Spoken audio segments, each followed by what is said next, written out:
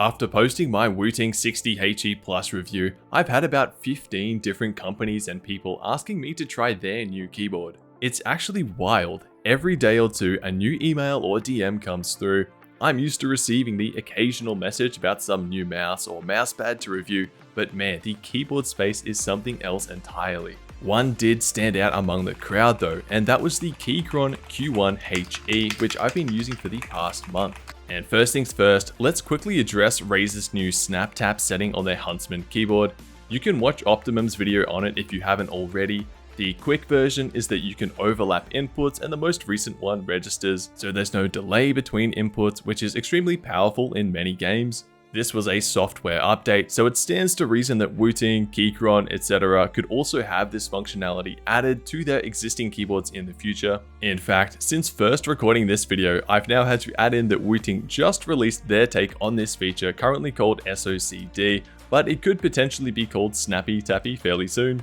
I don't think Razer's Snap Tap is going to stay unique to them for very long, so if you have some other Hall effect keyboard, I wouldn't be too worried. The Keychron Q1 HE is an absolute weapon. This thing weighs 1.75 kilos or 3.85 pounds, which is about 3 times as heavy as my Wooting. Keyboard weight hasn't been something I've ever really thought much about before, but now I have to say the way it dampens the vibrations and sound of key presses does feel nice. Plus, this thing is basically glued to my desk through gravity and doesn't shift around as I type or game. The 75% layout gives me just about all the different high traffic keys I would need, with the exception of print screen and the end button. Although I was able to bind these to page up and page down through the software. You even have this knob here for quick volume control. I can't say that I've used it very often, as I already have the habit of adjusting it through my headset, but it's a neat addition nonetheless. It can be used both wirelessly and wired. My tower sits on the left side of my desk, so I've just kept it wired, but it's nice to have the option of wireless to maintain a clean setup if that's what you're going for.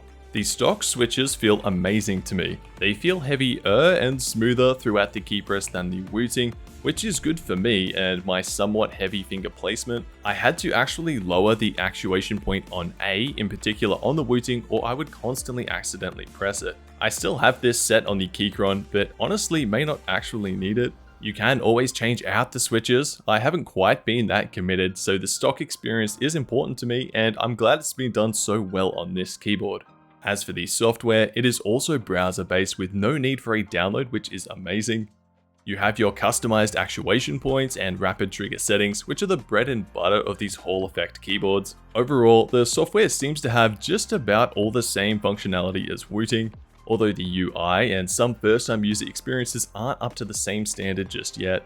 When I first used it, I needed to download a 20 megabyte driver that somehow took 20 minutes to download. Not the end of the world, but it did kill some of the momentum of plugging in a new keyboard.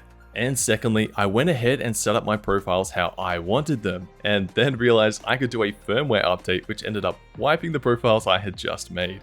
I did really like this trigger demo setting that lets you see exactly what your physical key press and chosen actuation point looks like. You can press a key to the point where you want it to actuate, check where that lines up and configure it accordingly, which removes a lot of the guesswork.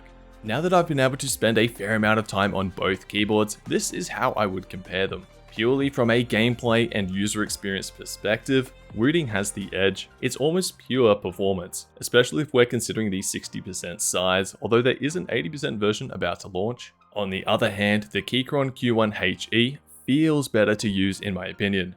From the weight to the keycap shape and texture, the switches, the layout, it all feels more premium and satisfying to use. That premium feel does come at a cost. It's currently 349 AUD, while the comparably sized Wooting 80 HE Plus is 305. Interestingly though, when you account for shipping, at least in Australia, the prices are almost the same, with Wooting coming out to 351 and Keychron at 362. Depending on your region, the value proposition of the Keychron may make more sense with its cheap shipping, rather than forking out extra money for the shipping for Wooting. Still, $350 or so is a lot of money, and it's not going to suddenly turn you into a god gamer. Like I've mentioned before, the marginal benefits these Hall effect keyboards provide pale in comparison to more dedicated and focused practice on game mechanics and strategy. You're not stuck at your rank because you don't have an expensive keyboard, so please don't feel like you have to overextend yourself with equipment like this to keep up. Out of the two, I currently prefer the Keychron Q1 HE, mainly because of the layout that feels better for my work and general PC use, and the feel of the keycaps, switches, and weight. The 80% layout Wooting would be a much fairer comparison if I had one, but for now the Keychron Q1 HE is my choice. If you were ever thinking of picking one up and would like to support the channel, please consider using the affiliate link below. Thanks so much for watching, be sure to subscribe for more content like this, and I'll catch you in the next one.